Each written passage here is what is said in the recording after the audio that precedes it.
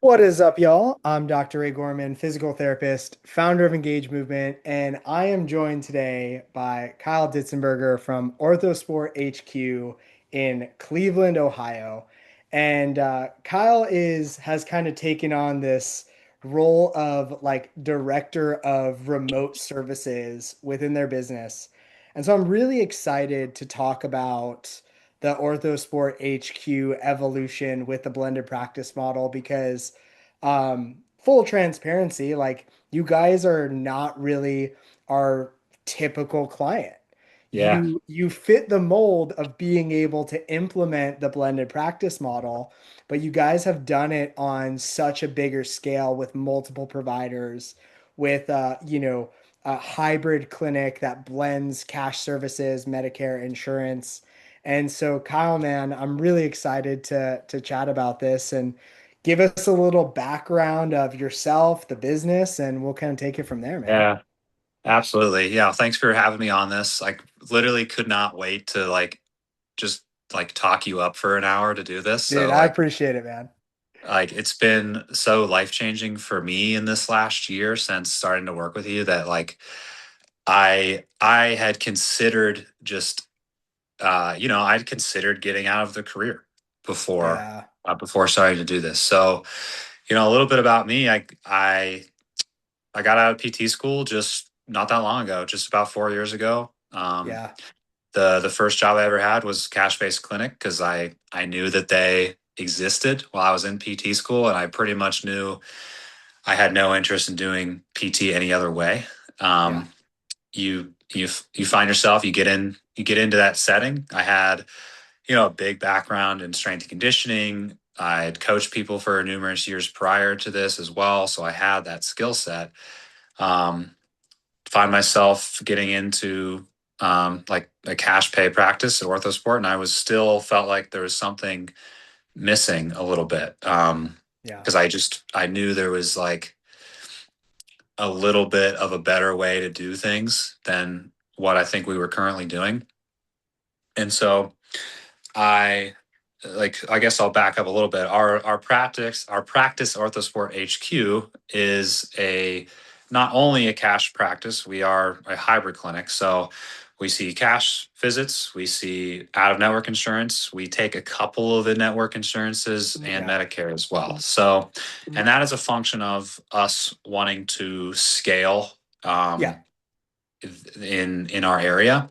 We determined that 100%. that was going to be the best for us. Um, we have, let's see, we have three doctors of physical therapy, two physical therapy assistants, and two strength and conditioning coaches as well Yeah. as administrative staff. So we're up to, I believe, nine total staff members in total now. And that's now over two locations, correct? Over two locations, Yeah. correct. We're Yeah. about to add another physical therapist as well. Yeah. So, Awesome. and where we started was basically just finding that we we had used a coaching software to implement home exercise programs, Yeah. and we were just doing that as an add-on service to every visit, like Medicare, insurance, and cash. And it was included in the session rate, correct? Like, yeah. Included in the session rate, to like no extra cost at that time.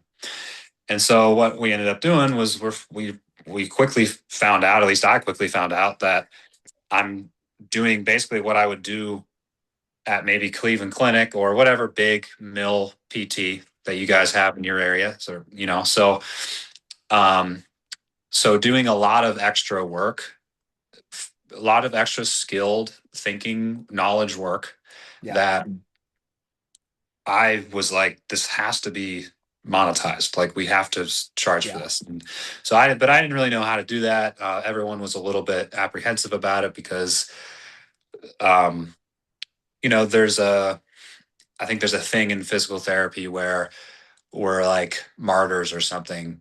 Mm-hmm. And we're like, no, we have to help the patients. Like, I'm worried, like, oh, what if they don't want to pay for this? That we should give them the best care because we're healthcare Yeah. providers. And like some of that is true, obviously, but I think I just knew there was a slightly better way to do this. I knew how I wanted to structure my life and how I wanted to structure my week. And so I Yeah. was very passionate about figuring out how to structure the life that I wanted to live. So Yeah. I went to the owners and I said, "Hey, there's this dude. His name's Ray. He's been DMing me on and off for several months. I've been ghosting him for several months. I think it's time to actually start doing something You about this." you you were pretty good though. You'd be like, "Hey man, like this is something that we want to do, but like just right now is not like the time." Like we kept kicking the can down the road, and then finally like you reached out one day. You reached out to me kind of out of the blue, and That's right. Yeah. you were like, "Hey, we got to hop on a call. Like this thing has some wheels now." And here we are, man. We've done a lot of good work. But you said something that I think was really interesting, that you kind of, put a little mini bow on, that I just want to make sure that we highlight. I think what you're experiencing as a PT, and I don't know where this disconnect is, because I felt this too, that like before PT school, even though I feel like I knew what PT was going to be like, the reality didn't set in until I was actually a practicing physical therapist with all the liability, with all the responsibility. And here you are, 4 years into school, 4 years into practicing, already thinking about, do I need to make a career change? And I really think a lot of that is outpatient orthopedic model dependent. It's like the way that we can practice has far surpassed the way that we do practice. And so Hmm. what we're trying to do, what the blended practice model really is it's really a modernization of how the general consumer can consume physical therapy. And what we've seen with you is a massive restructure of you actually bringing in more revenue to the clinic, but in literally like a third of the time. So, Yeah. like for anybody out there, I always like to highlight this point that when I talk about make more money in less time, it is about changing delivery mechanisms to a more efficient process rather than just like some magic thing that happens within the business, Hmm. right? So kick us off, like you guys had reached out. What was kind of Yeah. what was kind of the pinnacle event that had, you kind of finally reach out to me, and what prompted you to kind of get all this stuff started? I think the initial prompt was I had started to just try to do it on my own, Mm, and it was sort of working. yeah, Um, and I was like, nope, okay, this is going to work. Let's make yeah, this as best as possible. yeah, Um, and because I had done like remote coaching, like just remote training basically yeah, in the past. And I was like doing that with some clients post rehab, or maybe during rehab a little bit as well. And it was working really well. Um, but I wasn't charging enough for it at the beginning. yeah, And secondly, I didn't have any processes. I didn't yeah, really know the, I didn't have like a good way to sell it to people really. yep. Um, It wasn't integrated, right? it It was wasn't kind of, integrated into the business at all. It was just something I was doing personally. yeah, I wasn't like, I didn't really know how, I didn't have like any system, I guess, yeah, of how to implement it across the entire business. I yep, was just kind of trying stuff. I was just yeah. trying shit, seeing what worked. It's funny you bring that up, man, because we get, I talk with a lot of people who are like, well, I'm kind of already doing what you're doing. And then we dive into like the systems and processes, and it's like it's either attached to visits and therefore their effective hourly rate is going down. They're not charging enough for it. Or even worse, it's like converted to this full training program that they're not charging enough for that, and they're actually getting less money than the in-person side, but they have all this computer administrative work to do. And then the last thing that we generally see is there's no systemization of how it actually fits into the client journey. How do we actually get clients on this at the appropriate point in time, which is Hmm. you and I have done a lot of work with, is really way earlier in the client Yeah. journey, like eval visit number one, rather And than at the end of the road when there just needs to be like another buying decision and the magic has kind of yeah, it yeah, was at that point, it was basically just we were done with the plan of care and they're like, hey, and I was like, hey, do you want to do this? yeah, You know? yeah, So that was not going to work long term. It wasn't going to like actually create lasting benefits. I wasn't able to like decrease my in-person hours by yeah. doing that. Well, talk to me a little bit about that because that's something that I know you went from, close to 40 hours a week in person, one on one, which God bless you, man, because that is a lot of one on one treatment time. Yeah, Um, yeah. and talk to me a little bit about the transition of you go from this 40-hour a week, in person clinical gig, you start to implement this blended practice model. And the way that we did it within OrthoSport HQ is basically I worked with you one on one as kind of, physical therapist zero to Hmm. implement this within the business. And then your role was to take it and multiply it to the other team, the other staff members. So talk to me a little bit about the progression of your schedule personally, and then talk to me a little bit about the evolution of teaching this to other providers. Yeah, yeah. So it was a gradual process, Yeah. because I still had responsibilities to see certain patients. I couldn't just offload my schedule Right. entirely right away. We wanted to gradually get it so that, my revenue of in-person visits was here, revenue remote was here. Let's try to Yep. get both moving at the same time. Yeah. Get one You know moving what I'm up while saying? one tapers down. Exactly. Exactly. Yep. So it happened where really, honestly, like since we started work, when we first started working together, it only took, geez, 4 months Hmm. before I went from, I mean, it was 38 up to 45 visits, one-on-one Yeah. hour visits. Yeah. Because I would do extra because I was trying to make a little bit of extra money. Sure. Um, to now, it is uh, 20 to 24 sometimes if I want to see some extra people that I haven't seen in a while. Yeah. Um, so I was able to decrease, almost cut it in half, Yeah. um, and keep my revenue either the same. It was my revenue was the same for a little bit, and now my revenue is higher with seeing half the amount of patients I was seeing before. And you're talking about revenue that is top line revenue for the Correct. clinic, correct? For the clinic, And yes. now here's the beauty for any like of the business owners out there thinking about this is I want you guys to think about what that does to your operational capacity of the facility. Because one of the problems that you're going to run into when you are all in person is you're going to hit an operational capacity standpoint where you can only have so many visits, so many providers in a space. But what we've basically done with Kyle as proof of concept is we've basically said, Kyle, with half the in person operational capacity, you will now generate 110% or 120% of what would be the operational capacity revenue if you were 100% in person. Like Yeah. that is insane. And Yeah, it's this crazy. is and this is why you need if you want to scale businesses without just continuing to add more staff and more layers and having to worry about turnover and things like that, you have to change the model a little bit. So that was just a really awesome point. Now, you also a really cool thing that happens when you move from the in-person side to the remote side is we teach you a very efficient process.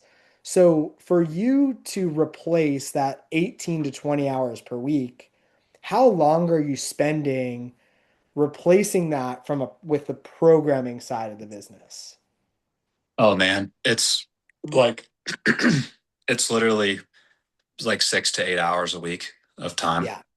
And like So half the time Saints, I'll do it throughout the week, like a couple yeah, hours here, maybe a couple hours on a Saturday, because that's just when I like to do it. yeah, that's Um, fair. and then because I personally like do marathon training, so I'm up. I train several hours per week, and so Yeah. there's times where I'm like, I'm going to do this remote work on Saturday when I have a little bit more time, rather Yeah. than like in the morning when I might want to run 15 miles. Yeah, your training session isn't let me go to the gym for an hour. No, it's not. So I'm like shifting that around, and basically, it's like doing this with you has allowed me to structure my week and structure my life like pretty much exactly how I want it to be, Yeah. um, and make everybody else happy Yes. too. So Yes. it's not just like, oh, I'm lazy, I don't want to work. I'm just going to go part time. Like, no, I'm making the same amount of money. Yeah. I'm making more money, and Yeah. I'm making more money for the business. And so it's a it's a win, like everywhere you look at it. And it's really been amazing, and I just plan on keeping it going. And then I think one of your other questions was, um, like, what am I doing to manage this across the whole staff? Did you want me to talk about that at all? Yeah, I think before we move into that, I think the important thing to notice here is if you want to prevent burnout professionally within your career or within your organization, however you're looking at it, you have to figure out blends of work that I think satiate both parties, right? Like Kyle was able to go down to half the amount of in-person hours, generate more revenue for the clinic. And there wasn't this top-down approach where it was like, well, Kyle, now that you have all this free time, we're going to add all these other things to your plate. It's like, now that you've figured out a more efficient way to generate more revenue for the business, go enjoy your life. And I think that's the piece. I know, like, for me, that was, it just felt like every labor hour I had inside of me that was like, sub 40 hours was just trying to squeeze more juice. But like, we aren't creatures that are meant to work on hourly rhythms. I feel like we're actually energetic in a sense, right? Like, what it's like to try to do a task when you are burned out and drained and have nothing left to give. You don't do a good Yeah, job in that process. And no, so I just think that that's huge that for a lot of people, what we are trying to do in the mission of our company and the mission of Engage Movement is help you structure a balance of in-person and virtual offerings so that you can actually just go and live life. That was just the bow I wanted to put on that, but yeah, it's a pretty bow. It's a good looking bow. I'm stoked for you on that, man. But yeah, talk to me a little bit about the proliferation of this, from Yeah. you being physical therapist zero to then spreading this through the rest of your company. Yeah, so it started with me. Pretty much once I got the hang of things, we wanted to start implementing it with everybody else as Yeah. well. So we are currently implementing a process where we more or less are training one provider at a time, Okay. because this seems to be the most feasible thing to do. Starting with the doctors of physical therapy, because they are primarily seeing the evals. We want to see their revenue go up Yeah. first. Um, and so starting with basically the way we're doing it, is starting out where I take two of the PTs, and I'm giving them a fake injury that each one of them Yep. has. And then we are going to create a remote therapy program, a prescriptive exercise program. We're calling it hybrid performance rehab, but that doesn't really Yeah. matter. It's a, Yeah. so I we're, that's what a lot of our clients call it, hybrid injury management. Look, the only reason I don't use the word hybrid is because it's already taken by meaning in the oh, cash physical therapy space. It's a way yes. cooler word than blended, but I don't want to confuse people. No, yes, absolutely. So we like having them generate these programs for each other Yeah. and going through. Um, Basically, what are the expectations on communication between the provider and the clients?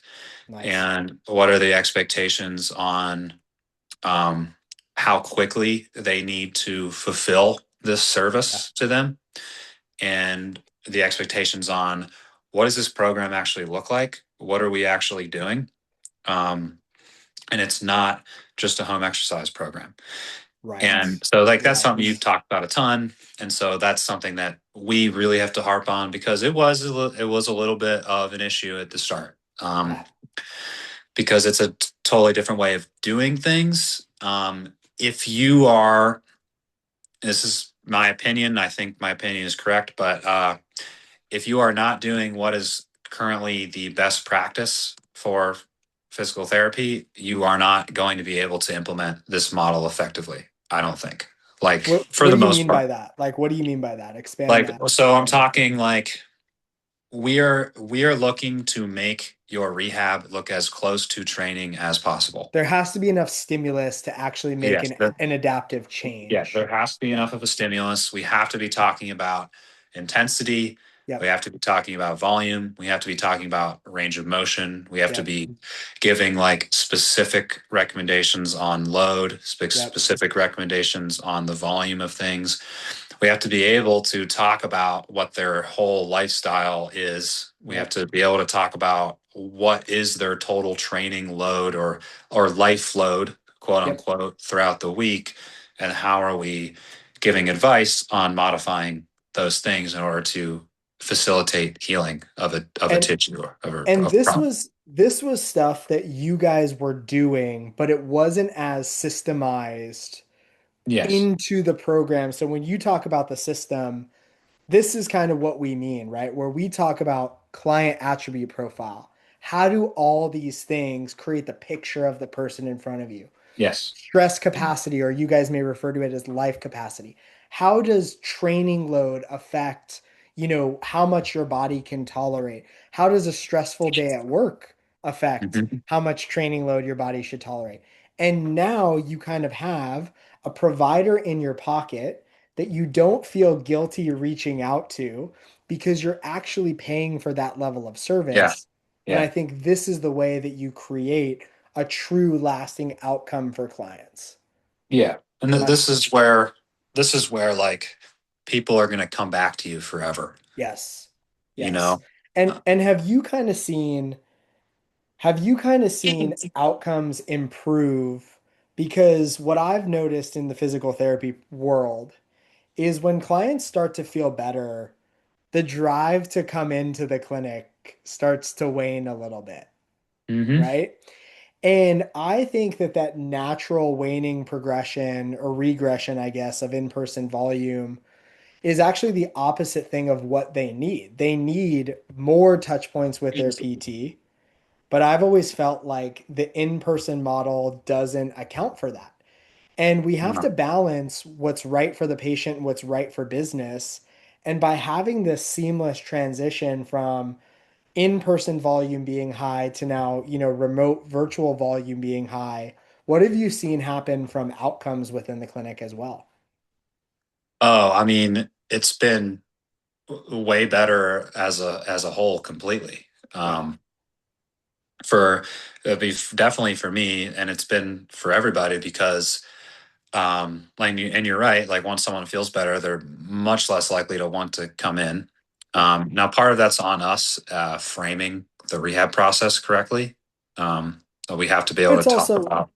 it's Yeah. also natural human behavior and Yeah. preservation of resources when you Yeah. no longer like the problem with workload issues is they are invisible, Yeah. right? Like your client feels better, but the protective mechanism isn't there, but they're constantly in this like, well, let me just see how it goes.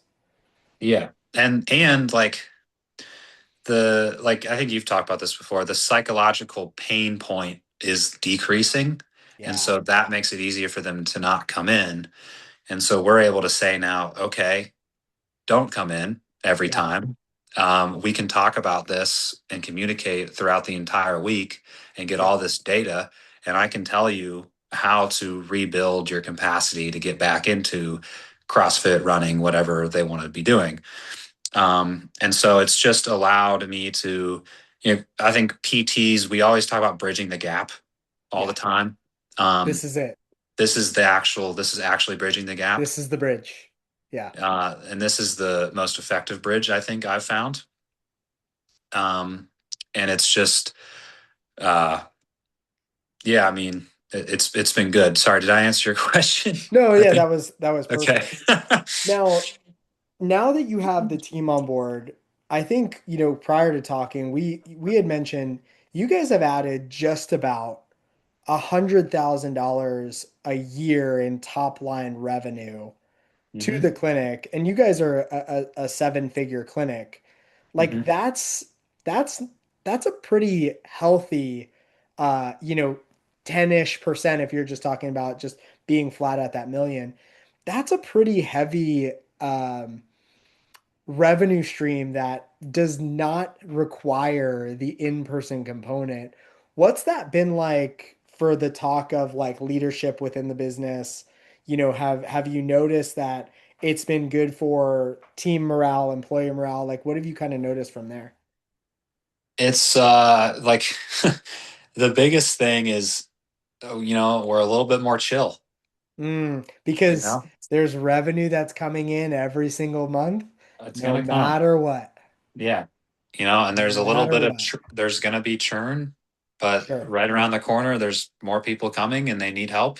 Yeah. Um, and as long as we keep the processes in place, it will continue to be effective. Yeah. Um, and so this makes it even easier. I think it's lessened the burden it's lessened the burden of feeling like we need to hire people more quickly, Mm, like right away.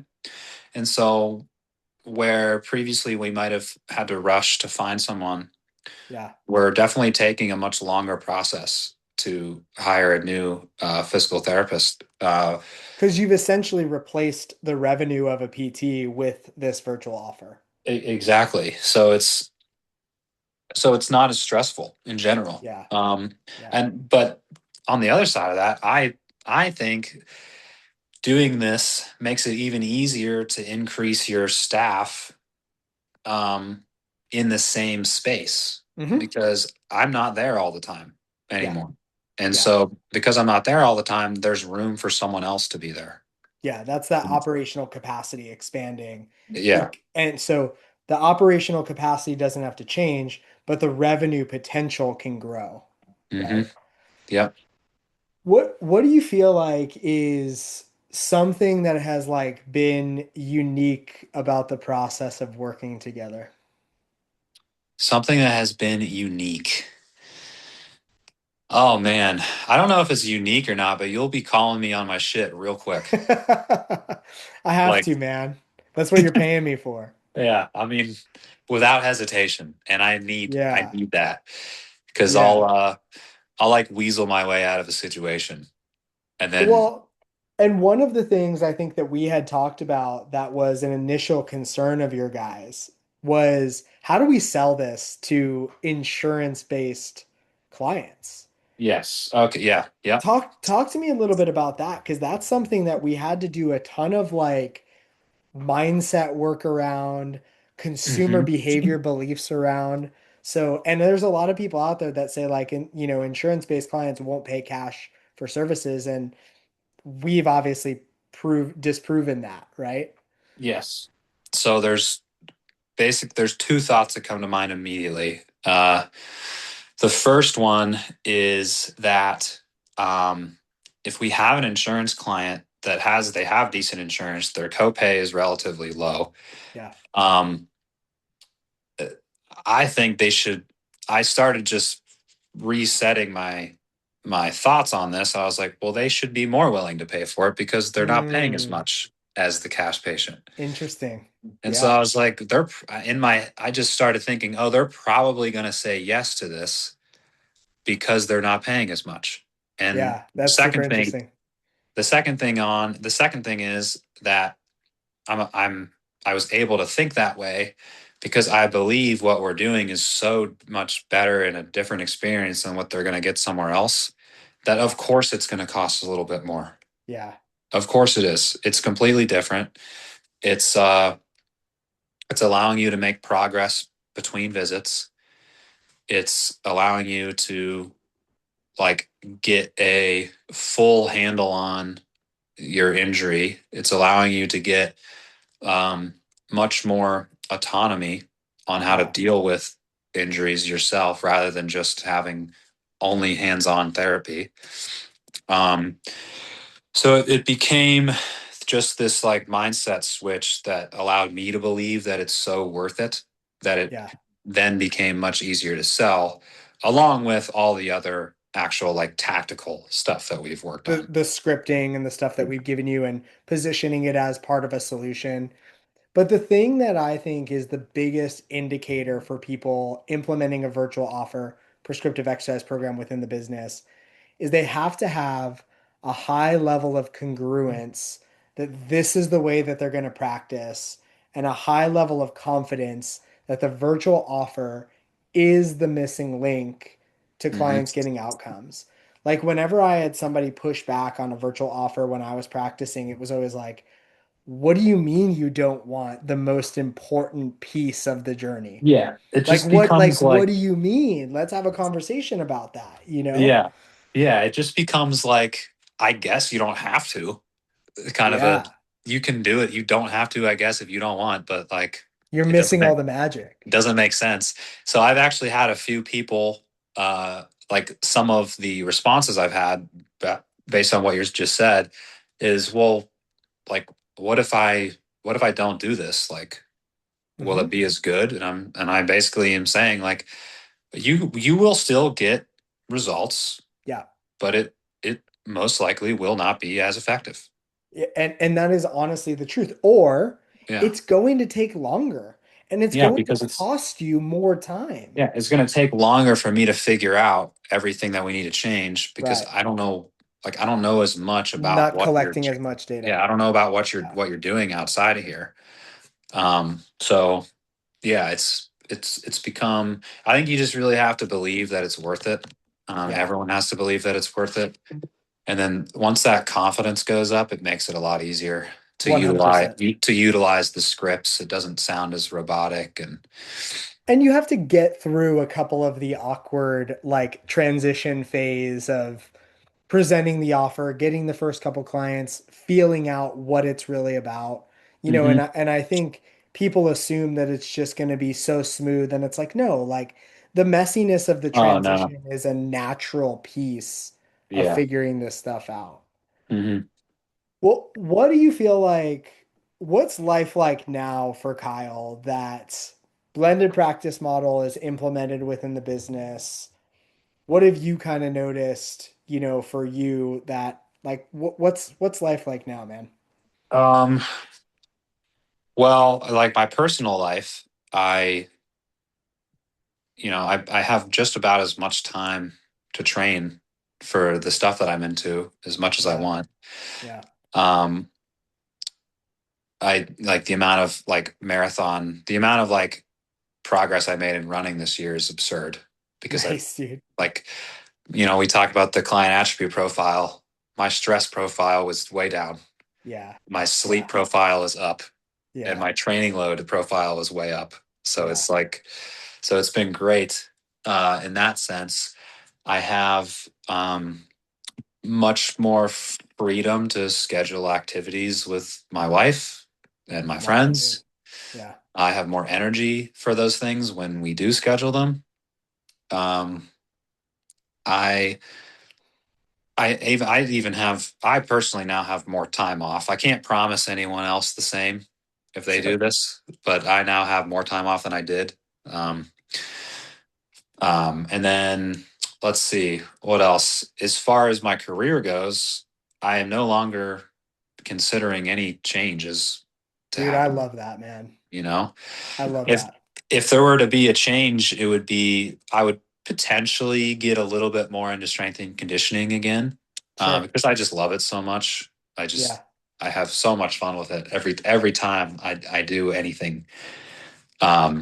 So that might happen. I do have an offer now that is Awesome, dude. just training, that I had to kind of work out the kinks, and you helped me a lot with that because um, it needs to be a good return on time Yeah. Yeah. because it can end up being worse, which you talk about a lot. Yeah. So that's been good. The Yeah, the desire to learn is increased. Oh, that's awesome, dude. Yeah. So Pour like, back into the profession a little bit. yeah, like the desire to like read this book, take legitimate notes from the Yeah. book, not just like skim through it. Like sit down for a couple hours and really learn something new. Yeah. Um, Whereas before, it's like if you're, exhausted, you're less likely to want to do It's kind of that. hard. It's kind of Yeah. tough. Um, some people are out there just grinding, and I admire that. But More you power know, to you, man. more power to you. So some Um, some people are just trying to out hustle their inner demons, you know? yeah, I'm just not there. So I don't need to be. So it's been great. one, I appreciate you sharing all that, dude.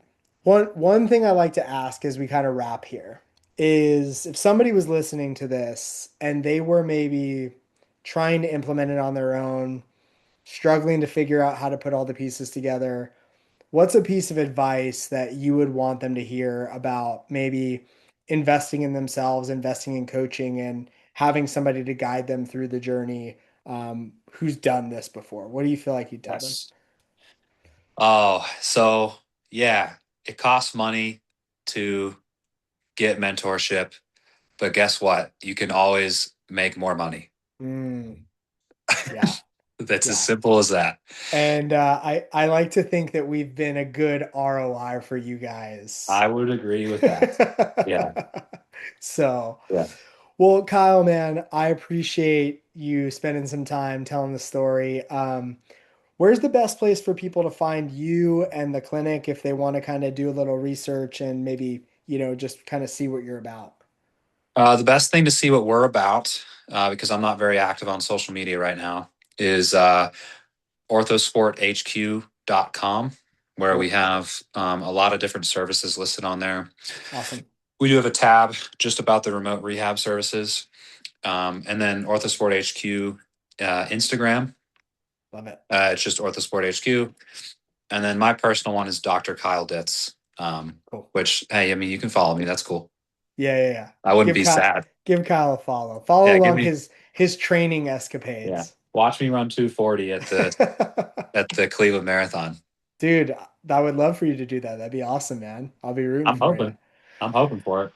Well, if you guys want to learn more about the blended practice model, you want to see what's possible for what, like Kyle said, and what OrthoSport has implemented, there'll be another training below here in the comments. If you want to contact me, you can find me at Ray Gorman DPT. Kyle, dude, thank you so much for sharing some time and spreading the You are good welcome. word. And I appreciate it, man. I'm so stoked for the life that you've built for yourself, bro. Uh, I'm just over the moon, and I'll be spreading the gospel for years. I So appreciate it, dude. about the blended model gospel, man. Thank you so much, man. All right, y'all. Have a great rest of your night.